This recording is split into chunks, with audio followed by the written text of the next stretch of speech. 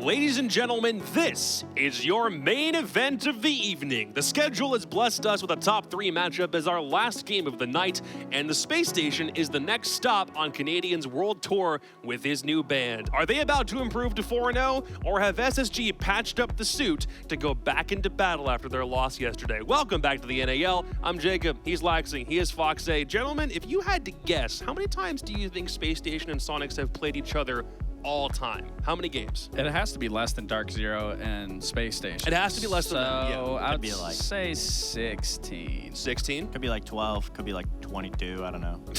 Something like that. Which one do you want to go with, 12 or 22? 16. 12. 12? The answer is 18. 18 total times since the 2019-2020 days, before the NAL was even really a thing. We've had this matchup go on before, and now we see them spar yet again, albeit under far different circumstances than 5 years ago. Yeah, and both teams obviously finding a lot of success, but I got to talk about Sonic specifically. They've been looking obviously to be the best from their fundamentals of obviously getting Troy and Surf, and just the roster and how they play. It just looks like they have a better understanding that SSG doesn't have established just yet. Yeah, and all the hiccups that SQ have really faced have been inside maps and have been auto-corrected inside the same game. So it's not like they've lost to one of these mistakes and had to go back to the drawing board. They've been full throttle the whole way. Whereas SSG, I mean, you know, we saw their attacks haven't been looking as good as we're used to seeing them. Yeah. It looks like they have another hill that they need to cross over, and it's just, it sucks if you're an SSG fan to see them get so close, but never get it. Or another station to go to, you know? Is there another station to go to? Got to fuel up. I mean, fuel up somewhere else. I mean, like, Space Station's like the highest that you can get, like, out of orbit. They just have to get to a different station. Jacob said something about them patching up their spacesuit yesterday or something, and I was like, wow. I said that literally like 2 minutes ago. 2 minutes ago? Oh, okay. That was really good. Wow. I don't know. Thank you. Let's talk about the Soniqs. Currently the only undefeated team remaining in the league. They still have that #1 spot locked down. They won 8-6 on Labs yesterday against M80, and that game just looked like it was theirs from the jump. The only downside was not being able to finish it before we got to overtime. Yeah, again, you know, I got to talk about, I mean, I wasn't sure what this team was going to look like at the start of obviously bringing in Troy, bringing in back Super, bringing in Surf, but I mean, the fundamentals have been working out, and like Fox just recently said, that they're able to make those changes in the rounds versus later into a game. I think right now we're noticing their attacks are kind of their bread and honey for the most part. Oh. Los was doing really good, but Los had only played 2 games coming into today. Soniqs being one of the only teams that had played 3 games so far. This is where they're making their money right now. Yeah, so again, you look at Los here, you don't really count that because they only played 1 game prior going into today. Obviously, that has shaken up a little bit, but going in today, overall, Soniqs are leading at 11 wins so far on their attacks. That doesn't look like a crazy margin, but for only 3 games being played so far, that's actually really good, and especially in the meta. But something actually also that just came to mind in terms of why their successful attacks have been as successful as they have been, Troy specifically, especially on Dark Zero, especially at SI, they were the best attacking team, and that had to do off of Troy's IGLing. So it's no surprise that now you're seeing Soniqs leading the scene with these attack win rates. And that's something that you've always seen DZ be good at and now SQ be good at, and that's because their IGL is adapting within the server, and that's something that we noted in every single SQ game, and it's something very difficult that not every IGL can accomplish. Now, this was around during the M80 game that Fox originally touched up on from M80 side, but this is from Sonic side. They didn't use the shield here. What they did is they worked the map. They figured out how they wanted to approach this site,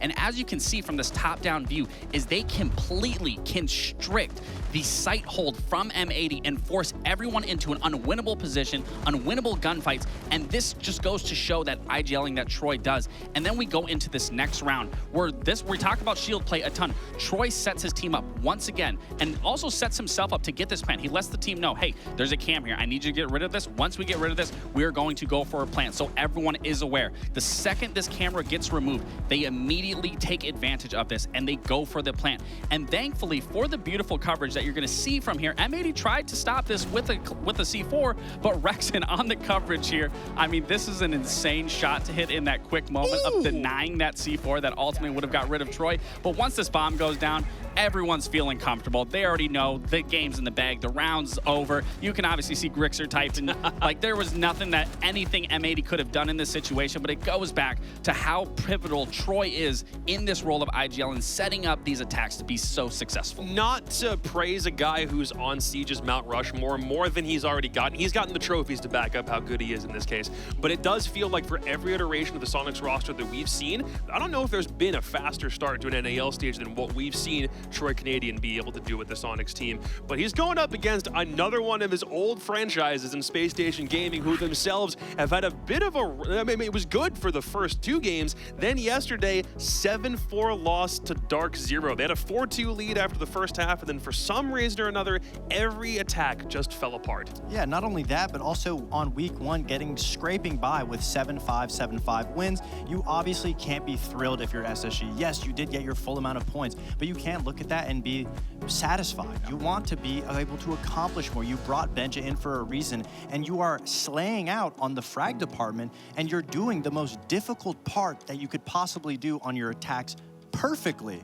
But then the biggest issue is you're not able to close it out. I mean, you could see it here, 21 opening kills to 13 opening deaths. And you're looking at that stat and you just don't understand how SSG isn't steamrolling over teams with how dominant they are on their opening kills on both defense and attack. Specifically their attack, we saw them rated 9th in their ranking for attacks. And that's because they're not able to convert any of these attacks. So yes, they're able to get their entries, but we talked a lot about rust. It is no longer rust. It is just plain and simple a communication and an identifying issue that they have not been able to figure out inside the server. Yeah, a 60% attack win rate, or sorry, a 60% entry win rate is great, but when you're following that up with being 8th or 9th worst overall on attack, that's not what that isn't the area you want to be in. So how do you bounce back? Is there anything that you can fix? Is there anything in particular that you look at on tape and you're like, hey, Spacestation can make this adjustment and they'll be fine? I mean, it's really easy for us to sit and pick apart everything, but the biggest issue is just identifying what's going on in the round. And we actually have a clip that we can show you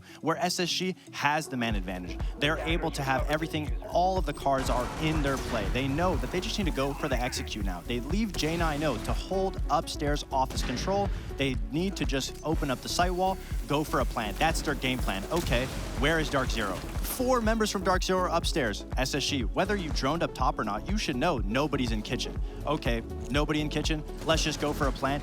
Jack, J9O, hold upstairs for dear life. J9O goes down. What does the rest of SSG do?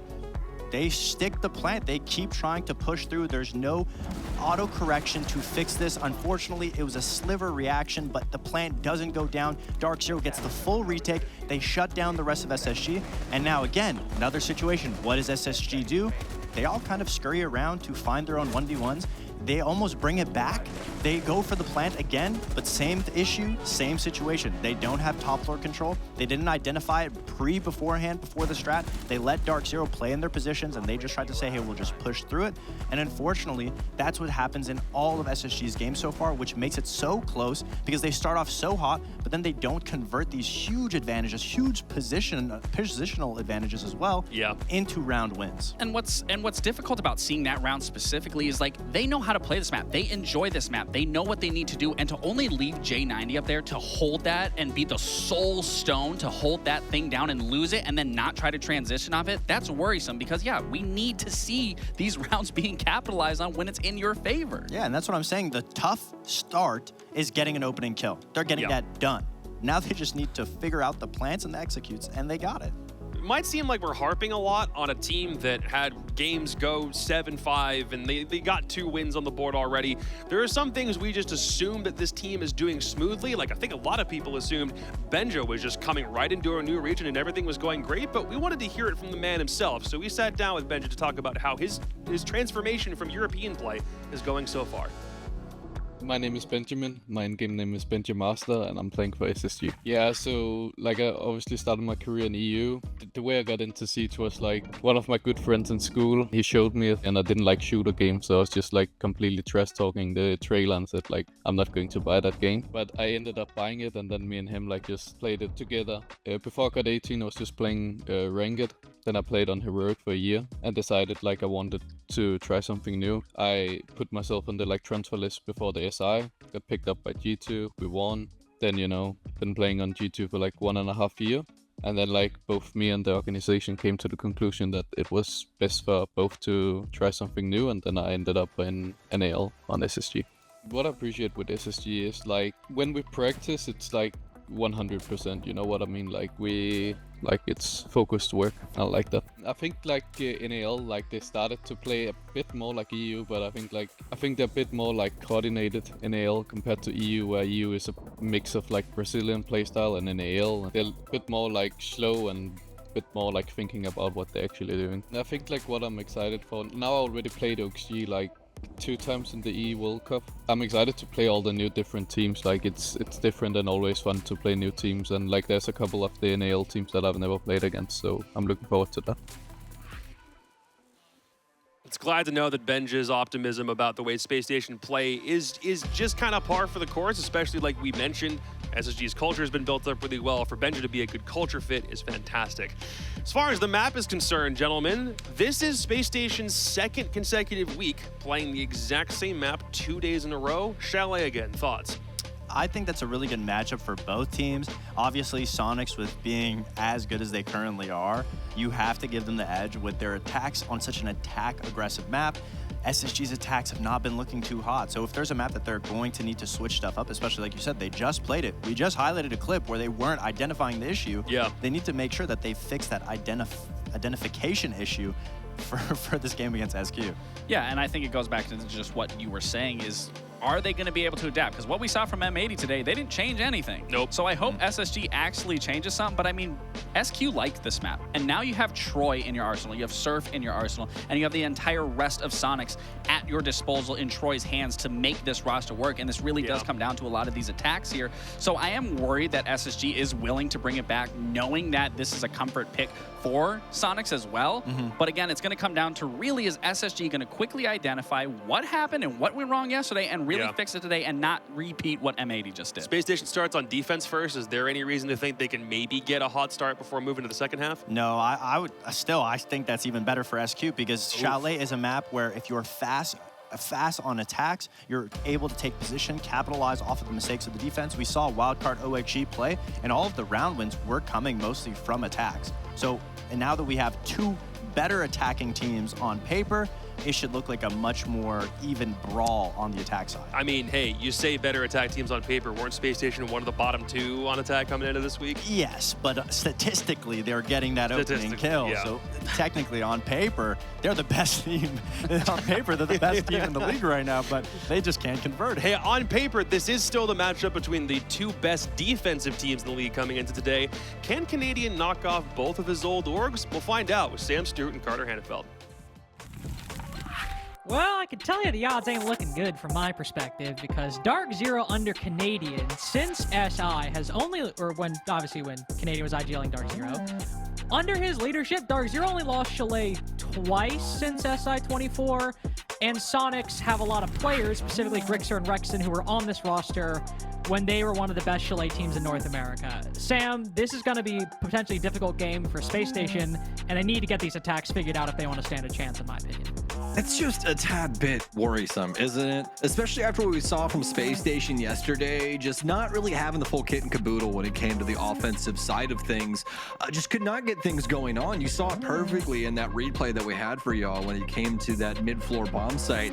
SSG just not really able to get a proper stranglehold on the defensive setup, and just really couldn't make anything happen in the moment. All that verticality pressured up against them, and yeah, they have the man advantage, but they did not have the positional advantage, and it constantly seemed to be something that was punishing SSG yesterday, whether it be man count or position. It was always falling on the opposite side of the fence. So we're looking to see if they can kind of right their wrongs here today. But the big thing is, the elephant in the room, Soniqs with Canadian on the roster have looked indomitable, Carter. And not only that, but for anybody that's privy to stat lines, things like CGG or whatever you use at home, if you've noticed, Canadian's actually putting up one of his best rates that we've seen in a very long time. I believe he's sitting at a 1.11 right now. Usually you see him around that 0.8, 0.9 area because he's doing a lot of the odd jobs. He usually puts himself in that kind of position.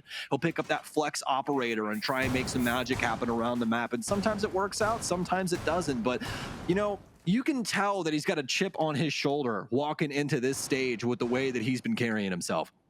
It's kind of funny that you mentioned that, because we've kind of got the same situation on SSG. Forrest having an oddly strong start to the stage. Normally he's lower on the ranks for SSG. It's usually kind of like everybody else, and then Force usually around like a 0.8 or a 0.9, but Force is all the way up at around like a 1.1 something as well. It's actually surprisingly Ashen, what for a long time has been alongside Jan, I know, the star player for SSG, currently at the bottom of the rankings for SSG, and not in, I would say, you know, not the bottom 10, 15 of the NAL, but for where we're used to Ashen performing, definitely a bit reduced numbers throughout these first 3 play days. So if we can see, alongside Benjamaster, who's doing great in the league so far, if we can see Ashen and Janano power up, if Force is doing well, you can get one of your other star players in the mix. This could easily become a scary SSG, especially if they can convert those advantages.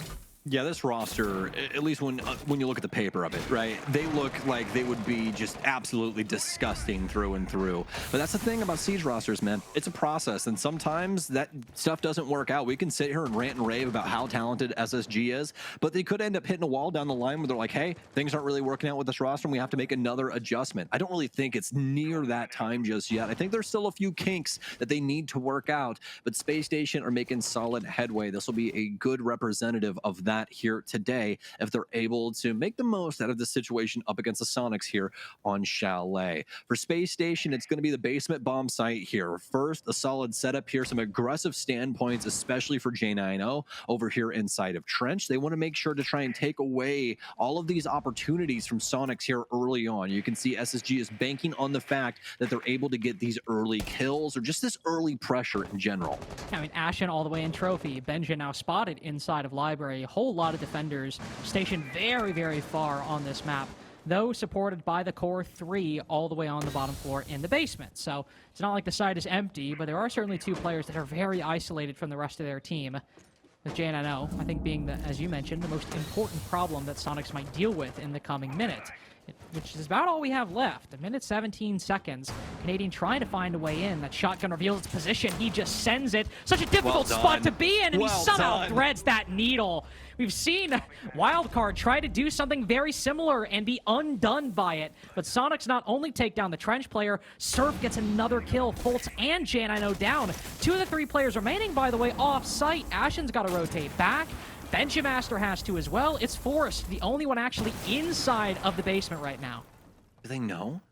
Oh, Ashen, he misses the timing for the Trench player moving in. And another one, I mean, he could end up coming up really big here on the tail end of this, potentially be a plant stopper or just be able to shut down that last angle that we see working its way in. But Canadian's going to pile drive the site with the shield he works on in. Ambi's going to go down. Surface planting this. Ashen, can he get it done? He gets one at least, but he can't stop the plant. He'll finally gun down Canadian, but he loses his life on the rotation. It's a 1 versus 2, and no, it's not Canadian that loses his life at all. It's the planter instead, and the Blitz makes the most out of it.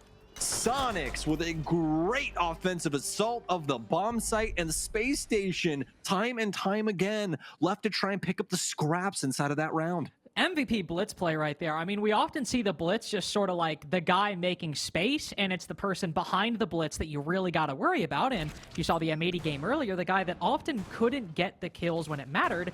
But instead, there's nobody behind Canadian. He just walks up, melees Jan90, finishes him off, does the same thing to end the round. And I really like this play by Ashen right here, but good on Grixer watching him come off. And unfortunately, just nobody able to deal with Canadian running around and getting kills in and around the site. Really strong start by Soniqs, taking a while to set up, but executing everything perfectly once they set their mind to it.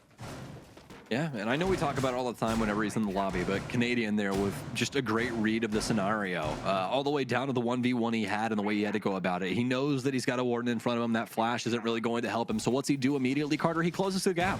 He gets right up in his face. He makes it to where that shotgun isn't going to be nearly as volatile unless J90 wants to try and hit the deck.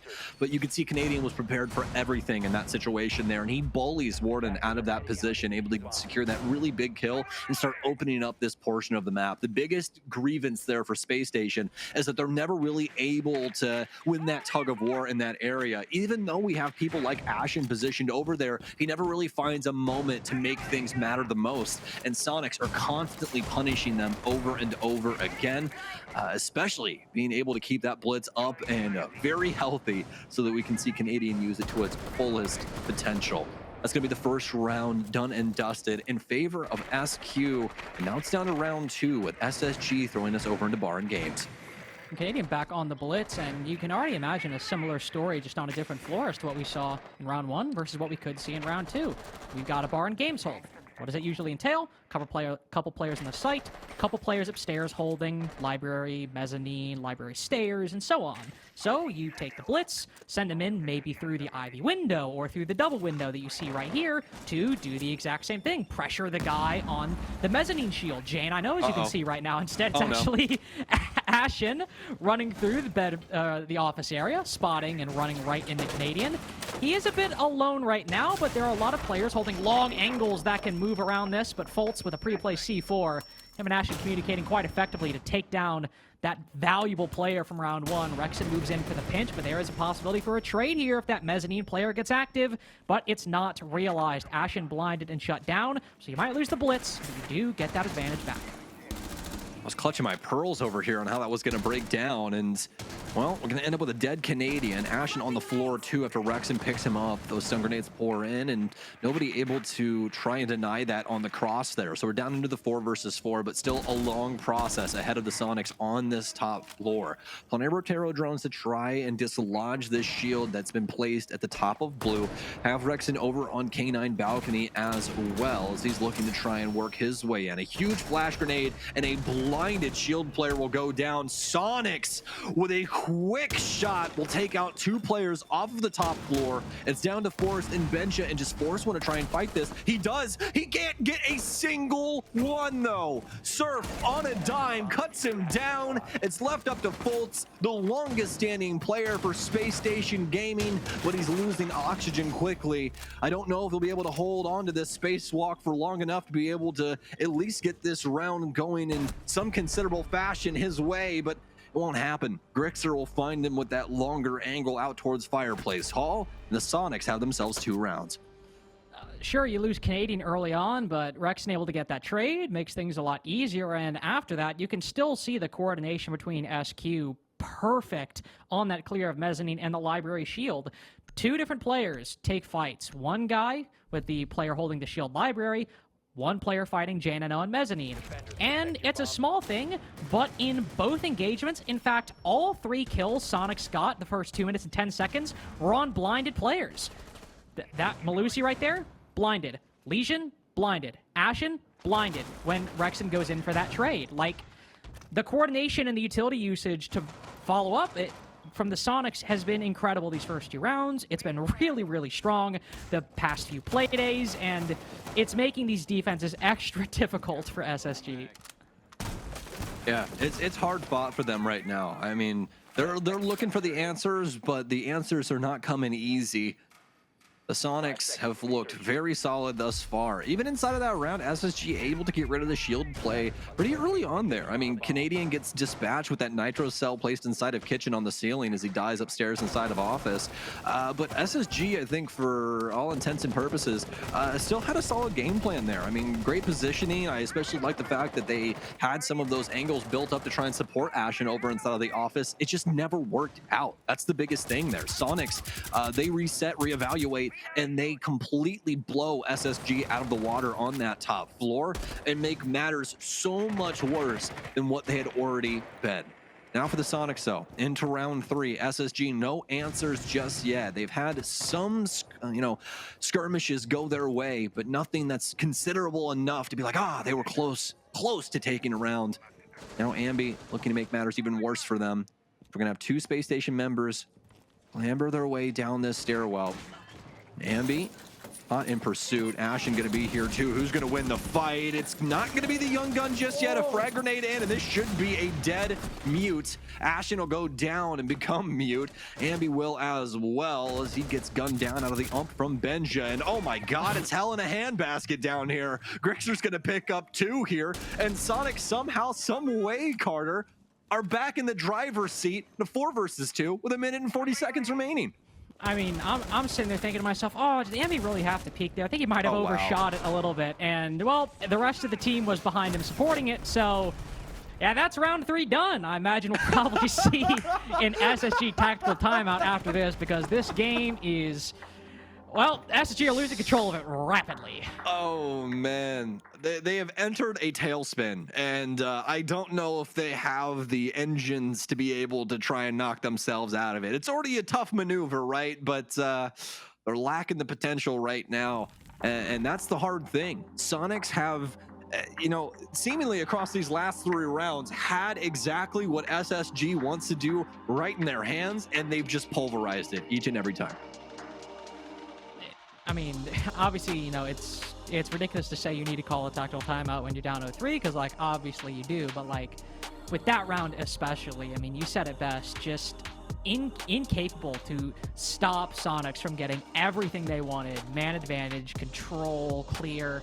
It all went Soniqs' way the moment they set their mind to it. And even though Spacestation have, sure, maybe in the first round you have Canadian able to take down J90 and nobody really contesting, but second round, Fultz gets the opening pick. You start off with an advantage. Pretty quickly traded out by the Soniqs. Round 3, Ambi's able to get the opening pick, but it's quickly traded out by Benjamaster. And then the Soniqs win the round anyway by finding everybody down on that middle and bottom floor. So even though SSG were able to contest Soniqs in that early round, by the late game, Soniqs are just so well set up, they fall to pieces. And we'll need to see improvement after this, because I know it's Chalet attack, but I have to believe that if this pace continues, we're going to have a 4th quick game of the day. What are we on pace for on this map as of now? Let me check in here. Where are we at? Chalet. All right. Oh man, this is not looking hot for Spacestation, but I mean, who else would be the one to correct the trend minus Canadian, right? Chalet's current defensive overall win rate in NAL, Carter, with 2 plays, not including this one, obviously, 72%. So, if you go by that number, SSG are not looking all that great. But here's the thing, Chalet is definitely a map that if you know how to go about things on the offensive side, you know how to exploit this map well, it is offensive favored. There's so many angles that you can utilize. Ooh, speaking of which, Ashen gonna go fishing. Won't find much though. It's maybe a snag here or there. Not even a bullet's worth of damage going over to the offense. But either way, Soniqs not really reinventing the wheel when it comes to their strategy. I mean, they're going about things in a very straightforward way, and they're finding success just playing off of each other. I've been really liking what we're seeing through these 3 rounds.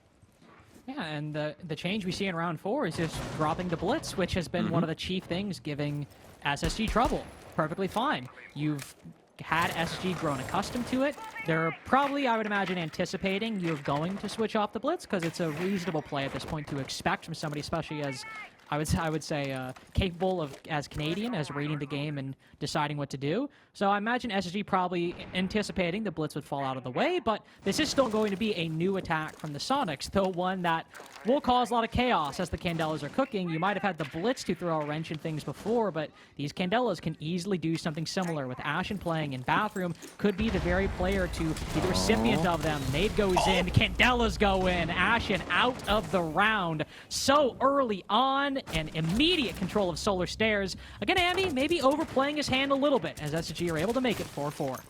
Yeah, Soniqs SSG find a decent fight there. Fultz will be able to rectify the issue on the top floor here too. Looks like he might have some semblance of a problem over on the Solarium side of things, but doesn't mean that Soniqs are out of it just yet. Another smoke to be applied. Nobody that's going to be able to see through that on the defensive side either, so it should be pretty easy for Canadian to work his way in, but the timing, Forrest catches the nape of Canadian there as soon as he hops in, annihilates him, and now it's down to a 2 versus 4. This is the strongest round that we've seen out of Spacestation thus far, as they've been able to find their moments, their ability to get their counter punch in, and it's finally punished the Soniqs. Surf, though, the second player that joined this roster just this stage, as Canadian rolled on in after Adam and ended up going to the wayside, as well as Mert will swing in through the window and will get gunned down by Spacestation Gaming. SSG with their first positive note here on Chalet. Soniqs might be able to get that initial burst of momentum, the opening frag, control of Solar Stairs, but with Ambi pushing that far down and how many long angles SSG had to contest, it's an easy fight to lose, unfortunately. And down he goes, and I'm not entirely sure what happened in the fight between Fultz and Rexon, but at that point, all of that momentum you've had for Soniqs is pretty much gone. Fultz has taken down at least one player contesting the top floor.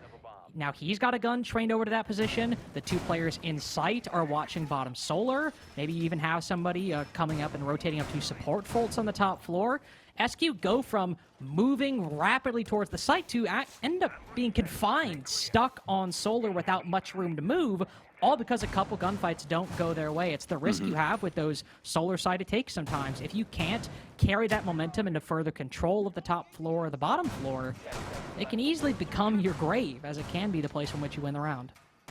Yeah, that's the biggest thing with those offenses, as you were touching on. It's very claustrophobic over there. And if you can't get a solid foothold over there, and by that I mean at least get some bodies in and they're able to take control of things like master, things like bathroom, making it to where you can swing it off those windows pretty successfully without really having to worry about too much. Just, obviously the stairwell as well as trophy downstairs, then things become a lot easier for you. But Soniqs didn't necessarily have that. They're able to get that big kill there with Ambi as he swings in through, but you saw it firsthand. As Ambi swings down the bottom of the stairs, he's practically standing just out in the open there on the trophy stairwell, and he ends up getting gunned down by SSG, taking 2 big swings in from the dining area. So just Soniqs getting a little overzealous, just a tiny bit, getting a little punished there just due to the positioning of what they were going for, man. Solarium, again, just an area that can get very claustrophobic very quickly if things start to break down.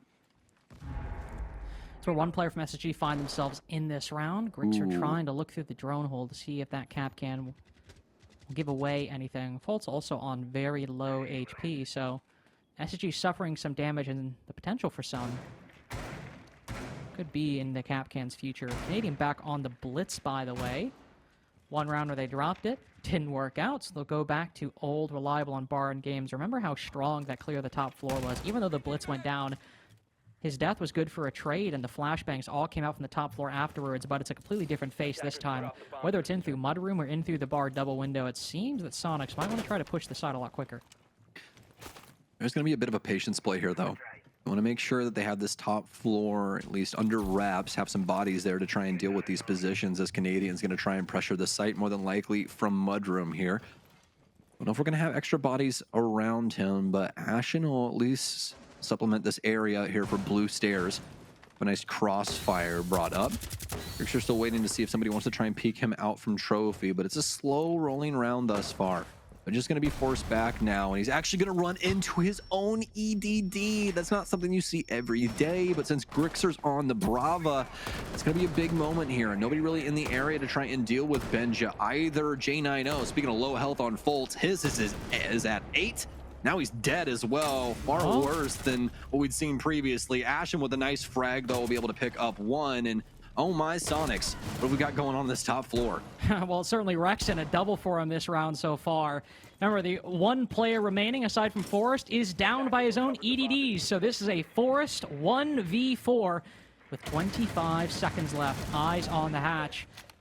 1 SQ player right around the corner, but they can drop down into games. They can start firing shots at Forrest back momentarily. Canadian's been in Mudroom for ages at this point, but as he sprints on into the site, he spots the remaining player.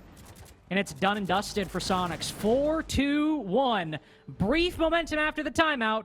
Right back into the pain train. Oh yeah, it's difficult right now for SSG. Just anything that they're doing is not working. And those with a keen eye inside that last round, you would have seen SSG's operator lineup. Every single thing that they did, Carter, it all said, hey, we are trying to stop this blitz from having so much influence in the round. And that's the biggest thing. That's why I love the positioning of what we see from Canadian there. He takes the tiniest shred of map control. He's just sitting inside of mud, just constantly shifting in and out, not overswinging, not trying to get in somebody's face, not trying to oversell things. And SSG are constantly trying to find an answer to him. They're like, what do we do about this main hall area? Well, you have so much pressure around the map from other positions from Soniqs. You got, EDDs stolen. You have crossfires over towards the main lobby as well as upstairs. And the Soniqs just start breaking SSG down.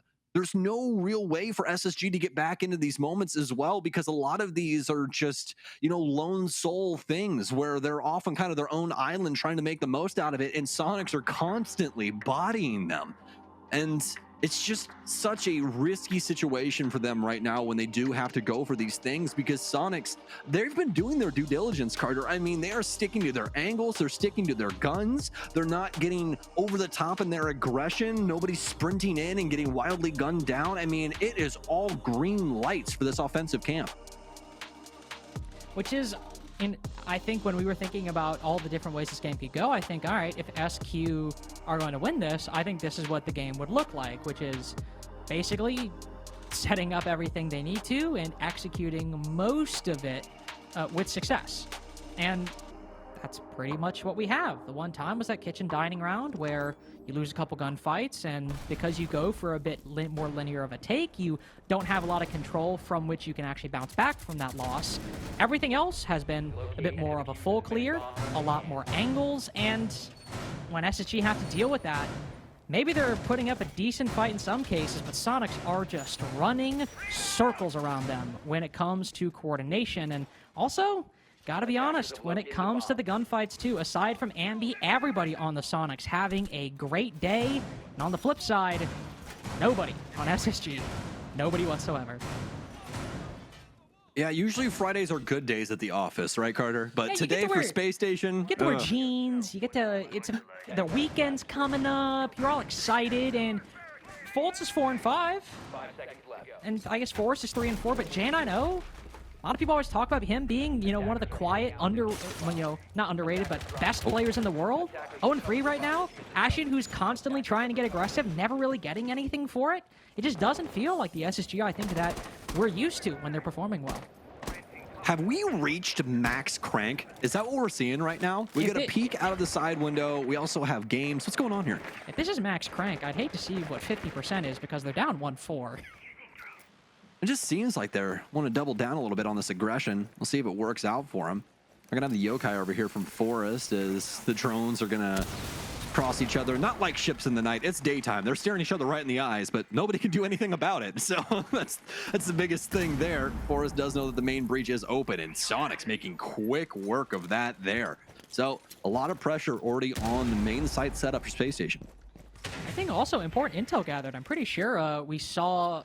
I'm not sure, who's to say if Forrest spotted it or not, but I think we saw kind of the pixelation from the Nook over by Garage. So if Forrest is perceptive and made note of that, they might actually know that Soniqs have a Nook on the board and could be extra cautious as to their backline. Wherever Soniqs are pushing from, they'll probably have somebody dedicated more towards watching Blue Stairs or West Main, wherever, the opposite side from where Soniqs are pushing from. No blitz on the board the second round, where that's been the case. Instead, Canadian on that Grim. Such a powerful execute operator, but considering he's the only one on this side right now, seeming like it might be a front take for SQ. And they're taking their time here. Crossing their T's, dotting their I's, making sure that nobody's going to slip through the cracks. A very similar position to what we saw the last time. That's what we saw Canadian barrel his way in with that blitz. End up taking control of this trench position. Space Station going for the exact same play as we saw the last time, but for Soniqs, it's going to look a little bit different. We got the Grim Bees in here. We are going to have Ash be able to get rid of that Selma, but he's a known quantity now. They know he's over near that West Main space. So how does Soniqs want to try and work this last minute to get onto the site? Remember, this was where he was before. Benjamaster with the first, able to cut down Grixer, traded out, but still doing some deadly damage to Soniqs. Fultz following it up onto Canadian. This is a 2-4 half indeed. I was gonna say winnable round, but the round's pretty much been won. Surf stuck outside the breach, will find one. Nice crosshair placement to pre-fire Fultz essentially, but spotted by a VP and the yokai. The remaining SG defenders also pulled all the way back in wine. Now, no point in, saving KD or timeout. He will send it, but SSG will get a 4-2 half. But yesterday, they got a 4-2 half against DZ, and it was unfortunately not enough. They lost 5 attacks. So we will need to see some improvement on that side, but at least right now, in round 6, they end things on a high note. Very well done there for Space Station, staying true to the strategy there. And, you know, Soniqs having to make a little bit of an adjustment just because the way that they solved that the last time was that play that we saw from Canadian over on Trench side.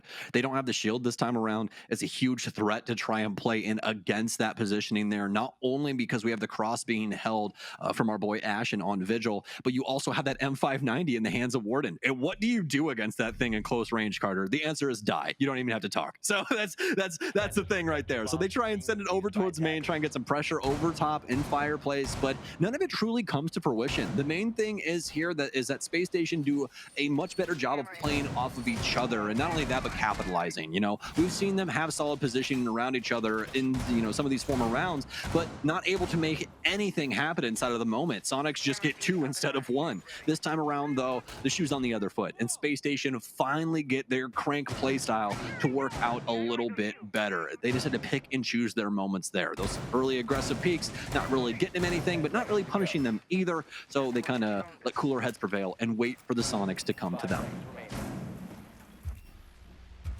Can't do that on the attacking side, though. We'll need to see SSG actually make their own opportunities. I mean, especially when SSG struggles, not only, I mean, yesterday, of course, but also historically. We have to be honest that the problems SSG have when they're at their best are often the same problems they have when they're at their worst. It's just the problems happen more frequently. SSG have always been a team that they have strategies, they have, you know, preset plays, but they always go for the individual stuff. It's why we joke about the crank play style. It's why you hear Call Out and Forest and all the SSG teammates and alumni refer to it. It's what they're known for. It's what they believe the way they should be playing the game. But when you have that individual play, either too separated or also with this stage, with a lot of your star players just not performing well, Ashen, J9O, Foltz all struggling to have impact, your rounds, especially in the attack, are going to be problematic. So when you have something right here, Canadian on the roam, classic play. If you only have players funneling after him one at a time, you might end up falling. But there's drone after drone, player after player, stationed around the Valkyrie, and it seems that Canadian will fall prey to some SSG coordination. It's not prey yet. He's going back for his life. Wait, He's hold coming on. back. Wait, hold on. Yeah, hey, wait a minute. Wait a minute. Canadian, he's gonna stay downstairs. The stand like a stone, just waiting to see what's gonna happen. Space Station still trying to process their way over through Solarium Rexon with a nice position here inside of the Jacuzzi. Does have that Nitro Cell to try and prevent the window angle when somebody does work their way over there. But Canadian, he just persists. He's still here. No drone around the space. There's no way, right? He sneaks up right behind him. He finds one. He doesn't even turn. He's going to be able to get him. Flicks on a dime. Has the deagle. Don't do it to him, Canadian. Come on. This is above your age. There's no way. Force is going to take down Surf. And it's just all falling apart for Space Station. Rexon gets a big kill. A nade out. And it will remove that player. It's a 3 versus 2 for the offense. Canadian not actually able to get much going on this flank. Oh, he's able to find one, but really nothing else. He's also used that C4, so an extremely chaotic round, but potentially SSG's first win on Chalet attack in 2 days. Diffuser goes down, Sledge is now moved outside, so only actually one player in Canadian's way at the moment, but he has been tracked. The very player I'm talking about is that Deimos behind the half wall, but okay, hold on. He knows where the Deimos is. Oh, almost gets him, but Ashen's able to finish him off. With how low HP those other players were, there was a shot, albeit a small one. But with Ashen able to finish it off, SSG, as I said, first attacking win in 2 days. Yeah, it wasn't the cleanest thing in the world, especially with what we saw go on downstairs and Canadian able to work his way back up West Main.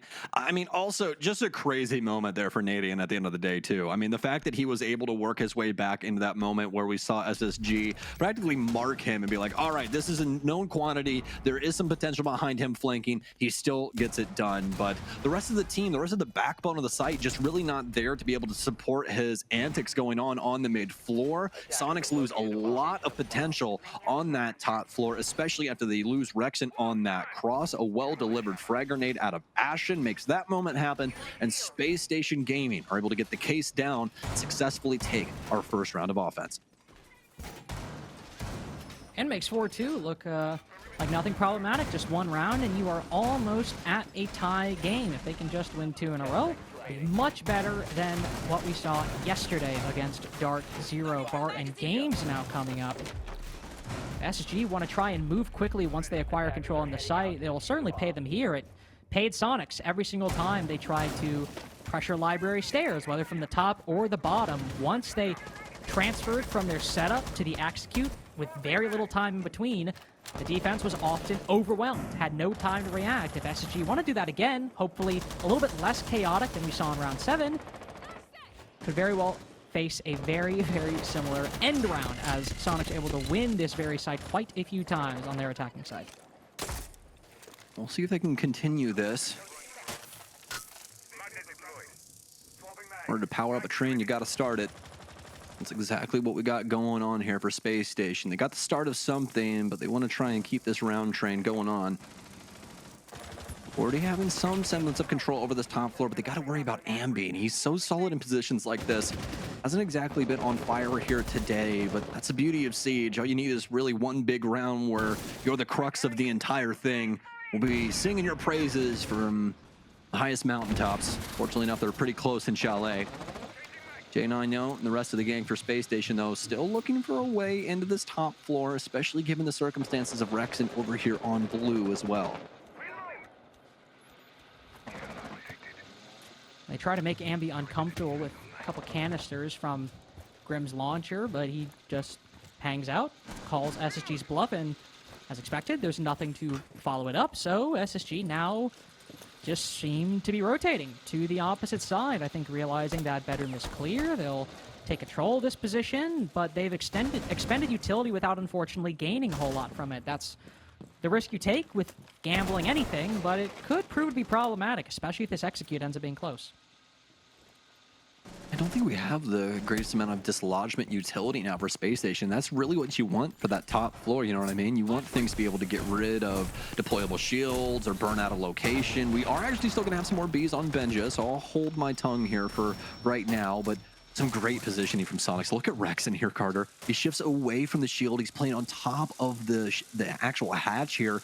Ambi not getting marked by these bees right now either, so at least from the utility, it looks like this top floor might be clear. Obviously, SSG's not going to think that. They're still going to try and do their due diligence, but Benja, it goes completely awry for him. He's gunned down immediately. Rexen will find yet another one as he'll down Zofia. He'll clean that up there too, and Ambi, he's still persisting. Surface found a way into the round as well, and it's just falling off the wagon for Space Station. Now, they tried their best, but they try to bait out some rotations from Ambi early on, and then they try to go for a clear on that side with way less time remaining. It's unfortunate to see the round devolve in such a manner.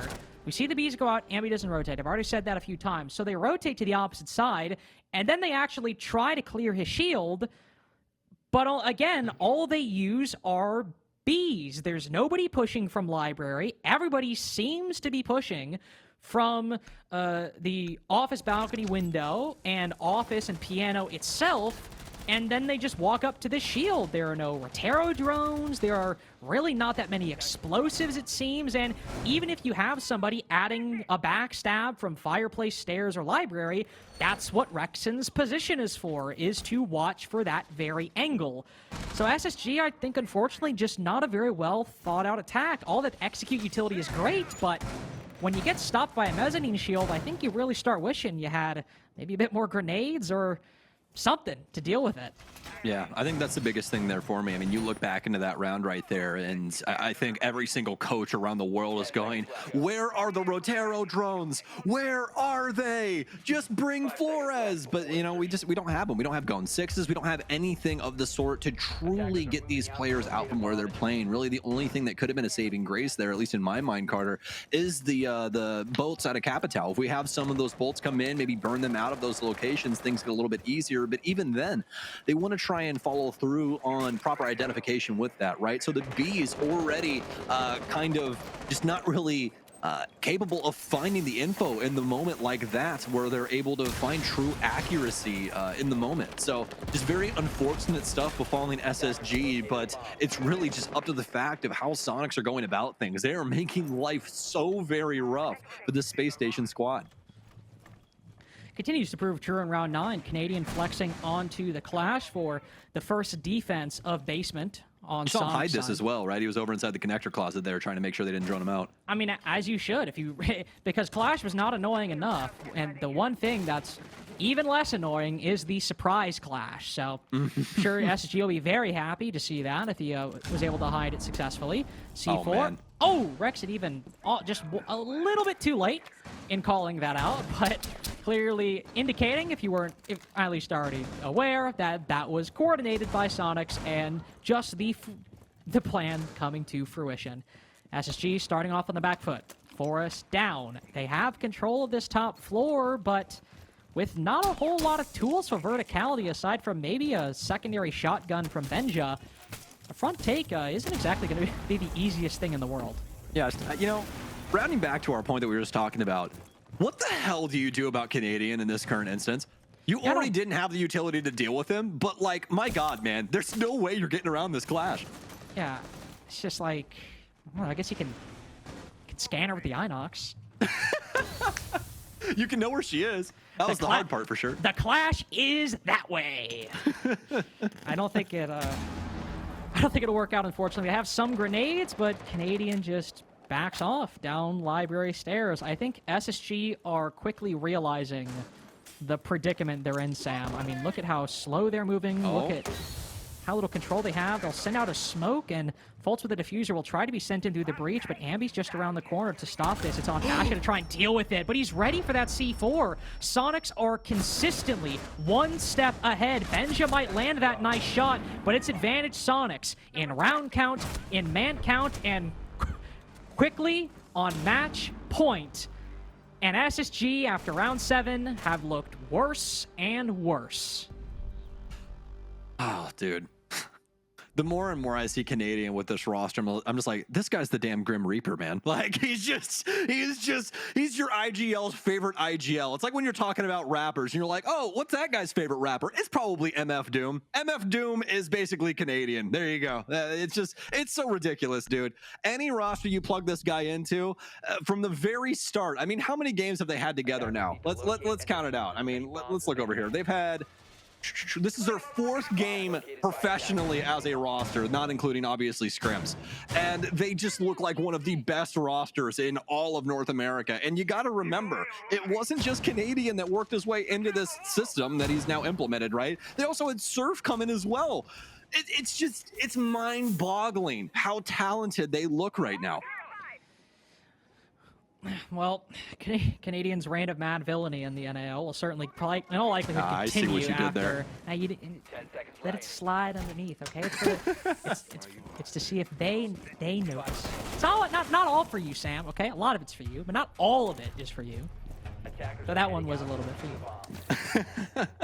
But in all seriousness, I mean, this was my match of the day. I was hoping to be the match of the day, but SSG have already used their tactical timeout. They don't have the opportunity to pause again, and each attack in only 3 rounds has looked worse than the one before, and last round was, I think, the most egregious one, especially just not bringing a lot of tools for the job in round 8 and round 9.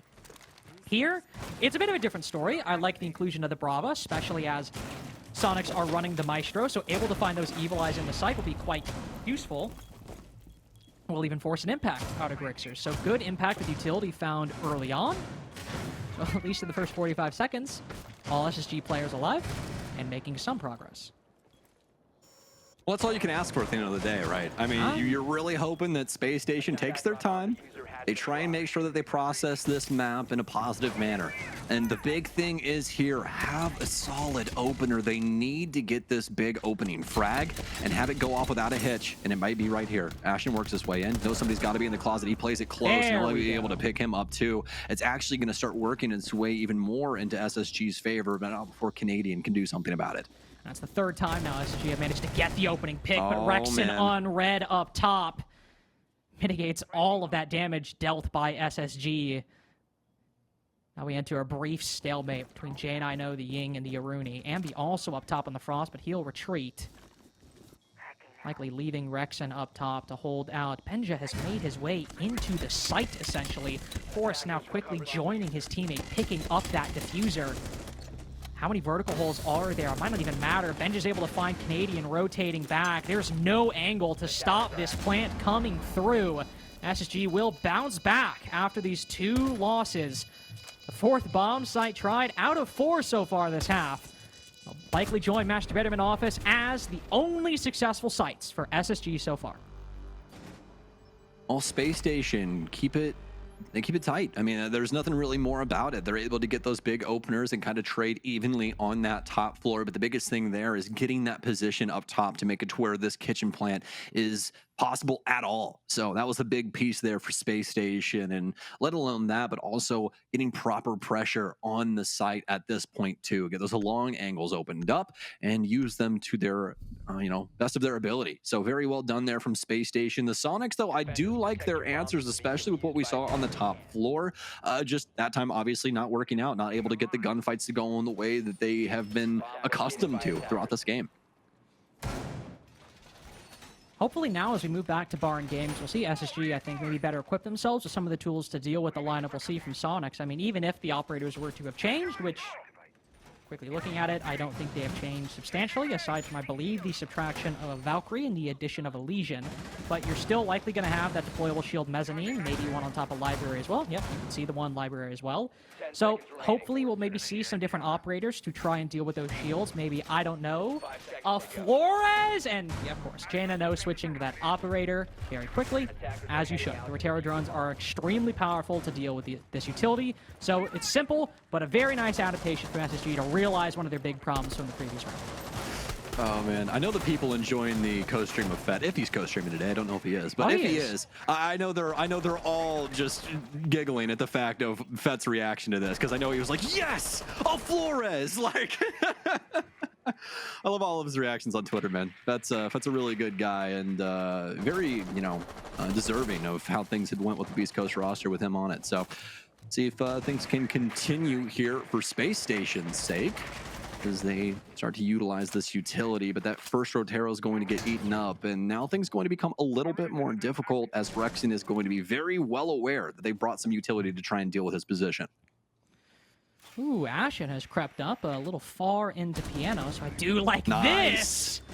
Finds the opportunity. I mean, Rexen peeks out to try to shoot the Rotero, and Ashen's able to react off it. I have absolutely no idea how Surf did. Fultz just try to hop into the window? There's no way. What? No, surely didn't hop into the window. I was about to say no. It's probably outside. Yeah, he swung him off the bookshelf. That's exactly what he did. That's something that you would only expect out of Surf, let's be honest. Like, so many players would just chill in that position and be like, I'm gonna wait for him to try and hop a window. Not Surf. He's gonna challenge with those mechanics, and he's gonna gun Fultz. That's the Capitao gone, and that's one of the biggest threats to that position inside a library. Dusted. The reason his name used to be Surf Ego. It's the exact kind of thing he likes to go for, and it doesn't exactly erase what happened earlier in the round with Ashen taking down Rexen, but it does make it a little bit more difficult. Forrest now pushing up the fireplace stairs, a bit tricky, but does cut down Ambi. Now Surf in a rough spot, but how does he find Benja? How is he finding these kills? And then he somehow gets away? It's ridiculous, but SSG still, I think, coming out ahead in the 2 minutes. They've been able to clear Mezzanine, where they weren't able to before. They've been able to take control of Library, where they were not able to before. They've still got one Deathmark tracker. Actually, they have all of them still in play to find these remaining players, the Wamai. Maybe Canadian can go for a flank, but now they've got a hole watching this exact staircase. All of the pieces for SSG are lined up. The only thing SQ have is this 3v3 to hold on as SSG barrel in. One player in stock. Do they check it? No! It doesn't matter because Grixer whiffs. Canadian tries to walk up, but Forrest is there to shut it down. All 12 rounds. SSG making the comeback. Oh, there's so many different ways that round could have dissolved for Space Station. The fact that they have to barrel in through the main barred door to try and make that happen as well is just, what a crazy prospect for them.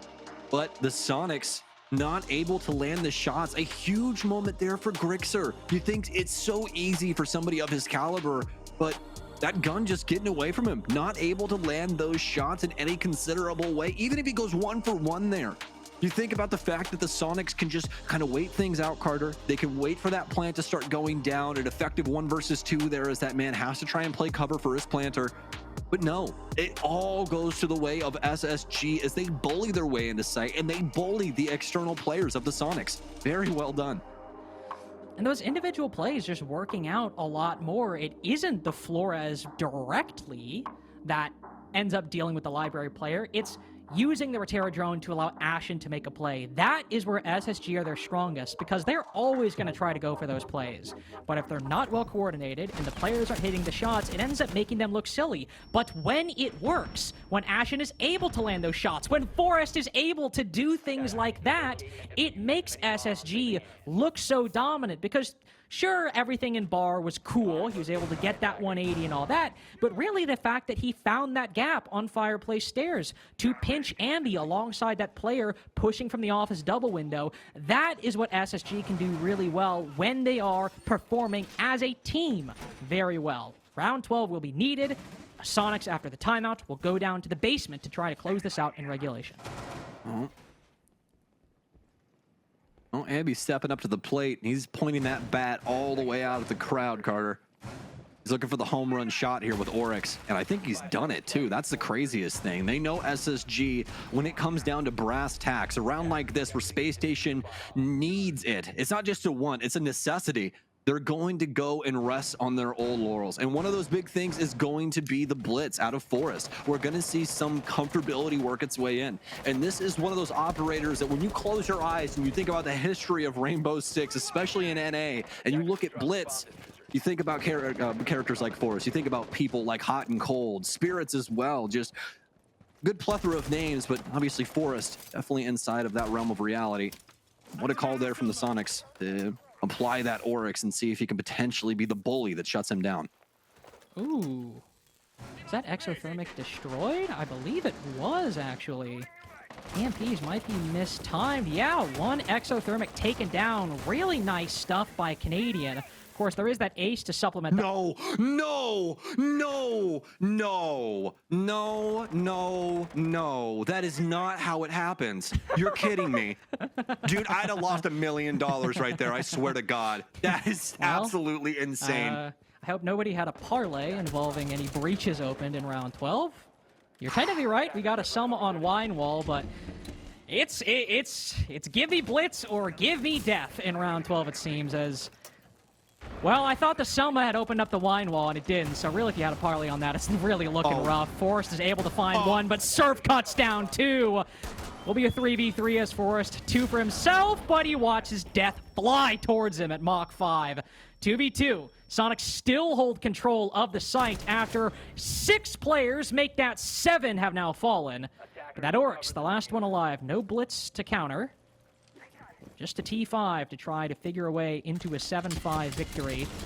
Candelas go out, will certainly stall Ambi from getting aggressive, will allow some time for Bolts to get into position, plant that diffuser. Ambi likely anticipating it will be a plant on the far side. He walks into the Candelas, though, and Benja's able to shut him down.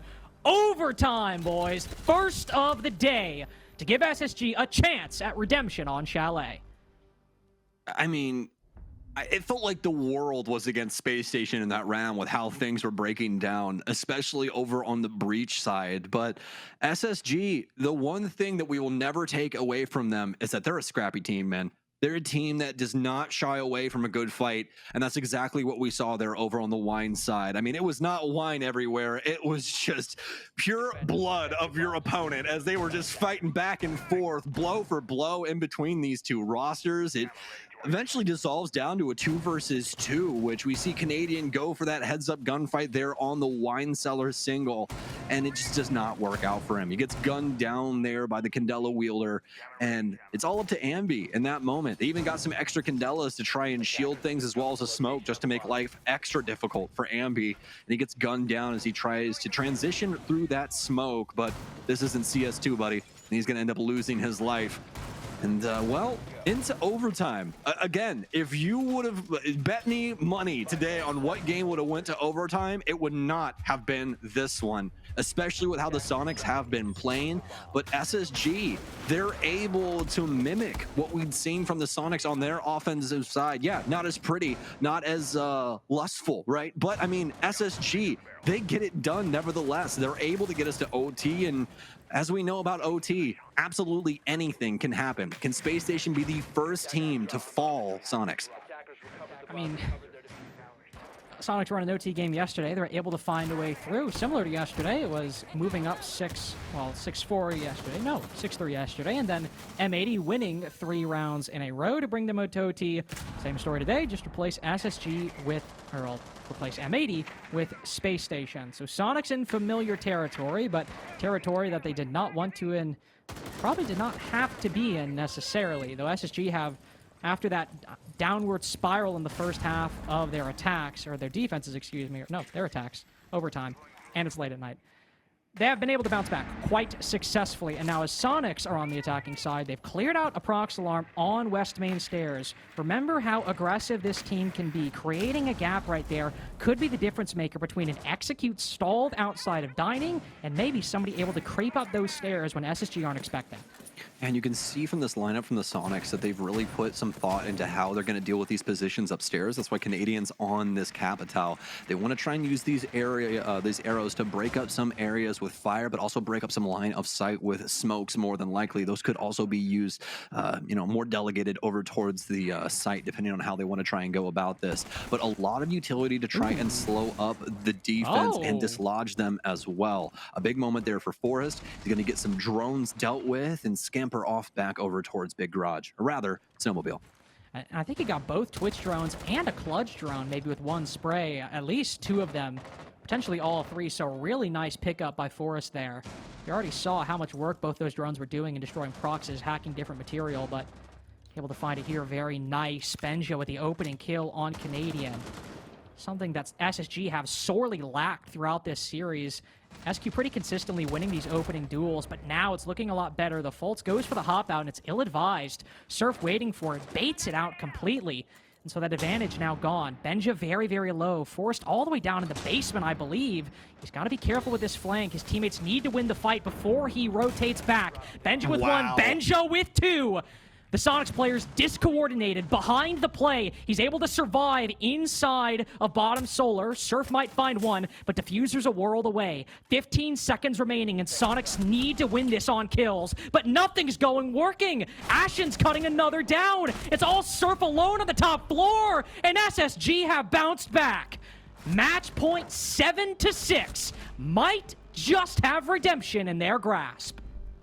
Well, if there was a time to take control of the game for the very first time in the entirety of it, it would be an overtime, wouldn't it?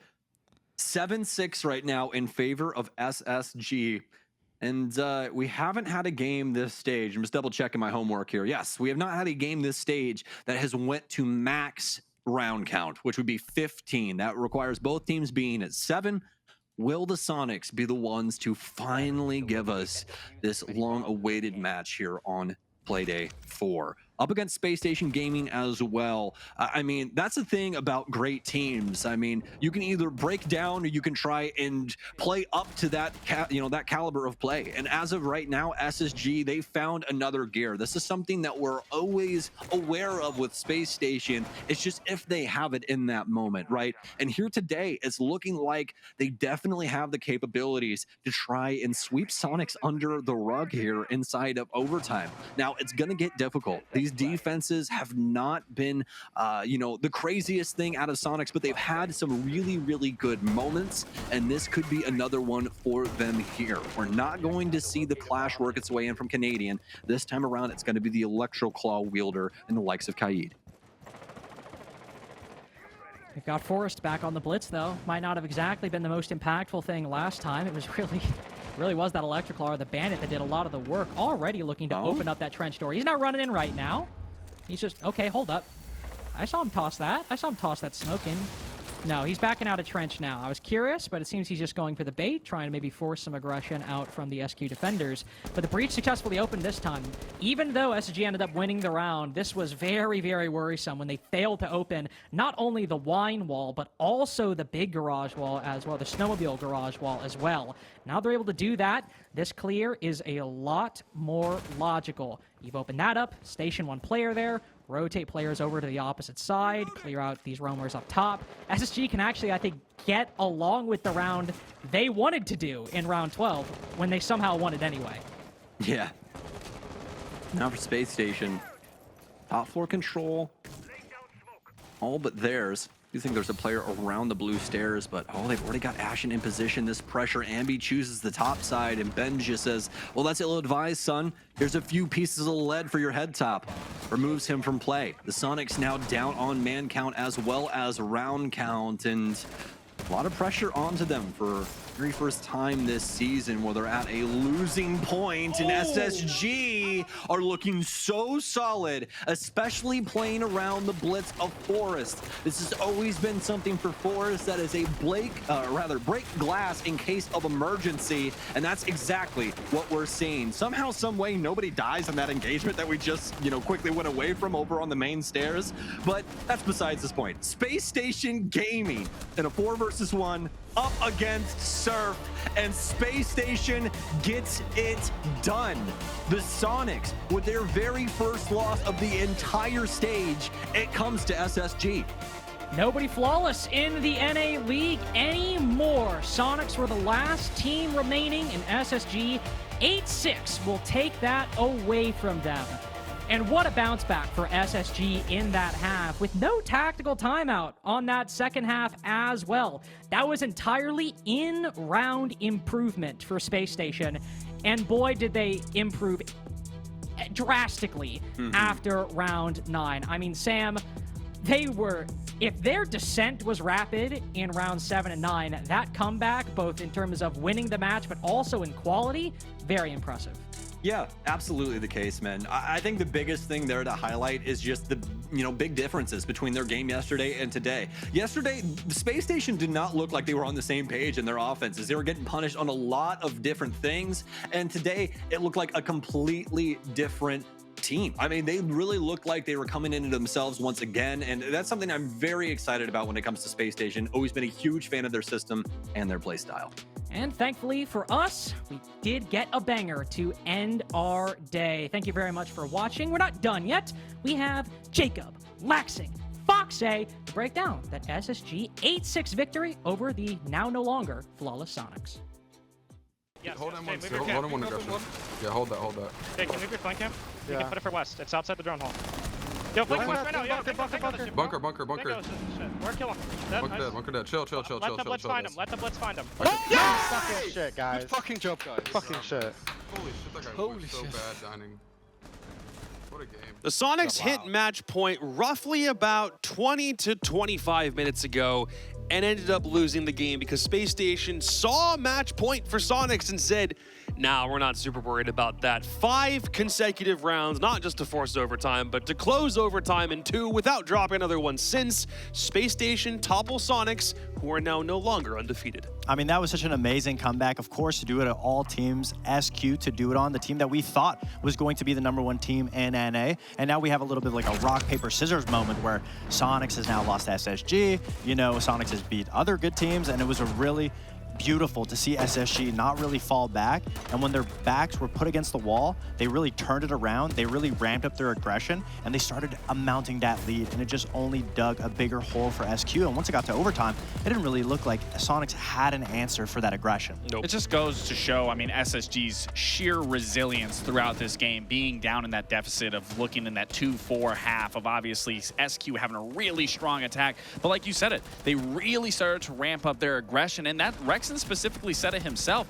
The aggression that I believe M80 threw towards them is what kind of threw them off a little bit. Granted, they did get the win out of that game, but here SSG, again, with the resilience, keeping up the pressure, applying that pressure is truly what put them in this winning situation. I just did a little bit of a double check on the head-to-head between Space Station and SSG, but it goes even further back than just that. The Soniqs have now not beaten Spacestation since 2022, but more than that, haven't beaten the Astralis core since back when that org was still in Siege. So even if the rosters themselves look drastically different, it's still been a long time since we've seen Soniqs get any sort of victory over Spacestation here. I will say this is the first game that SSG have been a part of where they haven't dominated the statistics. If we looked at the opening kills, Soniqs was actually getting a majority of the opening kills, and even in some of the rounds that SSG was able to find that first kill, we were talking about it backstage, SSG was still losing those rounds. They weren't able to convert them. But towards the end, once the pressure was really put on SSG, we saw a lot of aggressive peaks, aggressive takes. I mean, we saw some questionable things of even when they would have the man up, you know, Fultz jumping out the bathroom window on that one of those overtime rounds, but they were able to really close it out and choke Soniqs out. And Soniqs, for a team that was relying on the adaptability in their previous games, once that overtime round came, they just really didn't have a response. Once the shields weren't really finding any openings, they didn't have a response on what to do next. No, it really looks like that's where SSG came in, especially going into that OT, is like, we're closing it here on both our attacking and our defensive half. Yeah, it's the second game in a row where the Soniqs had match point, then their opponent forces OT against them, and this time Spacestation get the dub. We have Alec Fultz on the line to talk about how this game went. Congratulations on the dub, dude. It's a great way to bounce back after losing to DZ yesterday. So talk to me about that mentality and that recovery process. DZ game didn't go great. This game wasn't looking great up until that 5-round comeback. What's it like when you're down on yourselves, when the round count's not what you need? What do you do to get yourselves back into a match? Yeah, I mean, I don't think there's ever really a match where we're out and like anyone's like thinking like that, but I think that game was just like, as the game went on longer, it felt like as we started to win rounds, they started, you know, like just feel the pressure more than we were, I guess. And I think we were ramping up the aggression, and it felt like they were bringing it back, and like we were just out adapting them, like, frankly. Amazing. I mean, you guys definitely have a lot of players on the team that can all make plays, make calls, and we heard in the winning moments, you were the main person on the team telling everyone to chill out, what to do, relax the comms. Are you the main focal person that really rallies the troops, and how does it feel to be in that position, to know that you have to be that person to just keep everyone on the same page? Yeah, I mean, it feels good. Obviously, I didn't start in this position when I started my career a while ago, but I have landed here now at this point, and I feel really comfortable with it. I kind of got switched to that primary IGL role right before Saudi, pretty much once we got rid of Dave. And even though I am the primary IGL, like that, or whatever, we still have, like, every one of my teammates, you know, helps out a bunch with that for us, especially Liam's really vocal. And, you know, Benja and Jay say what they need to say. So it's not really all on me, but, you know, when shit hits the fan, everybody's looking at me. I will say that. So for sure. And I mean, you know, great testament to your guys' resilience here, bouncing back, closing this out and doing it in fashion. But I want to ask you, you guys, I mean, you guys have been winning. I don't want to discredit that, but they've been really close, especially with how much praise we give you guys. I mean, what's been the biggest hurdle so far? I mean, obviously outside of, you know, adding Benja, but what's really stopping you guys from just solidifying these matches of like a 7-2 or maybe a 7-3? Yeah, I think there's you know, there's always a couple rounds we look back at in the debrief that we're kind of thrown away, and I think we just need to really hone in on like those micro decisions, or the, you know, some of the calls that were made, or whatever the issue was in that current game. And I mean, you got to give credit to the rest of the NAL teams. We're at a spot in the NAL where really around the board everyone's pretty competitive, and, you know, a lot can happen in a best of one, so it's not always going to be, you know, we're this much better than a team, so we're going to beat them by this amount. So I think that's kind of how I see it, at least. And one more question. I mean, this is a pretty standard question, but does your prep change a lot for each and every single team, or is it more so you guys just focusing on your own fundamentals and just playing the game outright? Yeah, we don't do any prep. No, we just pick the map, we load in, and we just run the defaults. That's about it. Okay. Why did going back to Chalet for the second time this week feel like the right thing to do? I don't handle map bans either, so I just fair play. He just works there. He just shows up. He just works there. Works there. Goes up, clocks in, does defaults, doesn't do anything else. Hey, credit to you for making it work. Check hits on the 15th. That's all I know. Last question for you. There's obviously no game for you guys. You have the bye on Playday 5, which means we won't see you until next Friday. And that game's against M80. They've had their own rocky start. It was great for them the first week. This week, not nearly as great. Is there anything you think about your opponents going into Playday 6? No. Good luck, bro. He just shows up. He just works there. Clock Fine, is all right, I get it. No thoughts, head empty, just shoot. I get it, bro. Again, congratulations. Good stuff closing things out today. We'll see you on Friday, man. All right, see you guys. Have a good one. Homie didn't care. You gotta respect the answer. You know, he just shows up. He works there. He checks in when he needs to. He gets the job done, and he did it today. Just shows up. I mean, it was pretty funny. I mean, in that last end game winning moment, it was just so nice to watch. It was just funny to watch. Everyone's winning, getting hyped. Oh, we got to kill. We got to hit. You just hear faults. Yo, let's just pull it back, guys. Let's relax. He's always been low key, but yeah, when everyone else is screaming and then his low voice just cuts through comms like that. Oh yeah. Oh, he has a very distinct voice for sure. And I mean, SSG cut through Soniqs. I mean, that was a really good, especially when they got to overtime. I really like SSG. We always talk about their mental fortitude. Yeah. And that was a game that really came down to it. It just, every round that amounting, you could even see it in the energy in all of their faces. Even though Fultz has a very silky smooth voice, you saw him in those videos every time that he would get a kill. In the kill cams, everybody was getting hyped. Yeah. You could feel the energy that they were amounting to a comeback. And it was really nice to see that they had that in that tank. But I do think it's important for him to be able to acknowledge that just because you are in the winning situation, that sometimes you do get a little overhyped, you do get a little overzealous, you do overstep. So it definitely is important for him to come into that and be like, just chill out, guys. And it would make sense for him to do that because on round 13, they had the opening kill. And 30 seconds left. Fultz, you jumped out bathroom window. There was no one there. I mean, maybe he had a sound cue or something, but of course, if you make a play like that, you still run the round, you're probably sweating a little bit happy. So of course, the next round, you're going to lock in, just be like, guys, let's just, what are you doing? Why are we over peeking? Look, man, it doesn't matter what point you're at in your career, if you've been playing for only a couple of weeks or if you've won a world title and you're a veteran of the game for years, you can make plays like that. Or you can have moments where you're like, oh, I want to act on instinct, or I don't know, man. We're at the end of the day. Who cares? Here's a schedule for what today was like. We'll do a quick recap. Again, Oxygen didn't have a game to play today, which means everyone else got that much higher than they did on the standings. Yeah, a little bit of a day of upsets, especially with LG and SSG winning. I don't think we had both of those teams starting out going forward, but I mean, just like Fultz said, it really goes to show how competitive of an NAL stage that we're having so far, and it's thrilling to watch. I really just want to see Cloud9, Beast Coast take on Soniqs or take on SSG and just really see how these games play out. Yeah, we got to see a little rock, paper, scissors because SSG beat SQ. SQ's beaten M80.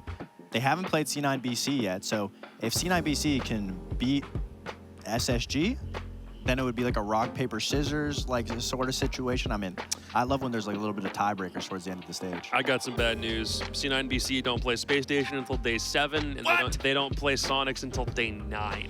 And they're the last game on day 9 too. So some of these games we really want to see don't show up till week 4. Yeah, I'm excited to see Oxygen play all of them. Let's get it. You sure about that? Yeah, I'm excided. Dude, please. The sarcasm reeks off this couch. Get these guys off the couch. You're standing so far through 4 days. Well, We're not voting that. We're just not. C9BC jumped themselves up into 3rd, directly behind Spacestation and Soniqs themselves. The race for the top is as tight as it's ever been, but the race for playoffs is just as tight. 3 teams, all at 6. Yeah, that is a really close. I mean, we also didn't have LG and Los. We keep talking about them playing better, better than we expected them to play. Yeah. Obviously, our top standings still, I would say, is a little bit unexpected because we have C9BC, SSG, Luminosity's the only SQ. one that swapped into there, but everyone else is roughly around the close. Any of you guys have LG at 7th, right? LG was around 7th behind Wildcard. I had them above Los. Wildcard, and then I think mine was Oxygen Wildcard, maybe? I can't remember. But no, I mean, he had OXG way lower than you did. I had OXG in 7. Yeah, I think you might have had him in top 6 still. Maybe. But it's still nice to see that even though it may look that deafening at all of the points are still really close. There's 3 teams with 6 points, one team with 7 points. I mean, the top team only has 9 points, so anybody can bunny hop over the other. There's still a lot of Siege to be played. We got 5 days left of this, man. We are only on day 4. There's still tons of Siege to still be played for the standings to shake out and to see where teams are going to end up placing, and that can easily shift. Here's day 5's games. We have to wait all the way until Thursday to get a couple of these. What do we got? DZ wildcard to open. Oxygen come back and immediately play M80. That one's rough. I think, you know what? Soniqs LG? Soniqs LG is definitely shaping I'm here up for the that, game of the especially day. after LG won today. Absolutely. I mean, so far, I look at all these games and I'm still excited about it. Everyone. I think the one that you could probably assume that Dark Zero would win is Dark Zero over Wildcard. But, you know, even then, Wildcard's slowly getting better and better. I mean, there's no real team so far in the NAL that is a consistent bottom. Even though OXG is at the bottom there, you never know when they're going to pop off and when they're going to have a day where just the stars align. Yeah, and they have the players and the ability to pop off. Yeah, It's just of a matter course. of when are we going to see that? Are we going to see that against M80? Are we going to see that the next day? Are we going to see that the next day? Or maybe even the next and maybe the next day? We don't know. Yeah, well, C9BC started stage 1. Was it 4 or 0-4? 0-3? Or 0-3. I think it was 0-4. Sorry, what? C9BC? 0-3. Yeah, 0-3? We're sure? I feel like they started. No, it was 0-3. No, 0-3. definitely 0-3. Oh, it was 0-3? Because Okay, they had that wild card game on bank as their third loss straight, and everyone was writing them off, and then they soared back up and won the stage. Well, Jesse didn't write him off. I got to make that note. Jesse was a believer from day one. yeah, well, true. I mean, anything could happen. OXG's currently 0-3. They could pop off, win the next major. Are they? They might. Stay tuned. OXG wins Montreal. Confirmed by Davide Foxibucci. Gentlemen, any last thoughts before we sign off? We're all done with week 2 now. Just gotta fly back home from Beijing, China, and it's gonna be a long flight, but I'm looking forward to get back to here next week. Yeah, I still don't get that bit, but I mean, you know, NA's been very competitive. Make sure Look, everyone's getting your ranked games in.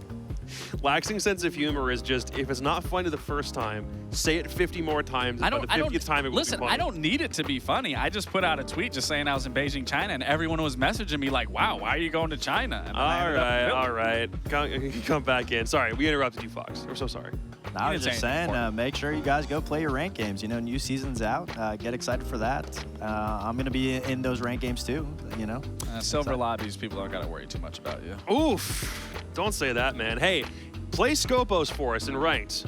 Do the things that we cannot, because Scopos is only available to the broader public because we still can't play her in competitive games quite yet. But have fun with that, because that's a really fun operator to mess around with. Thank you very much for joining us on play to number 4 of Stage 2 of the North American League. It means a lot that you take time out of your weekends to join us for these. We'll be back same time, same place next Thursday for 2 more straight days of North American League action. For all of us here in Philadelphia, have a good night. We'll see you Thursday.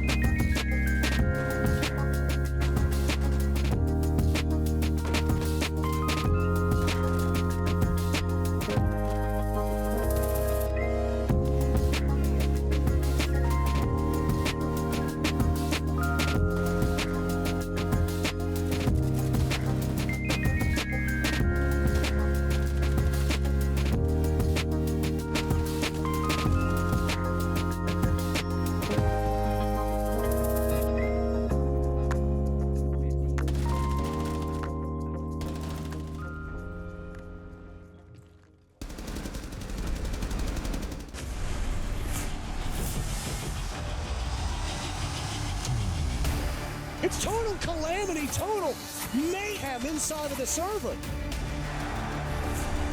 And out of nowhere, they find their round back into their favor. Holding up for the plunder wave!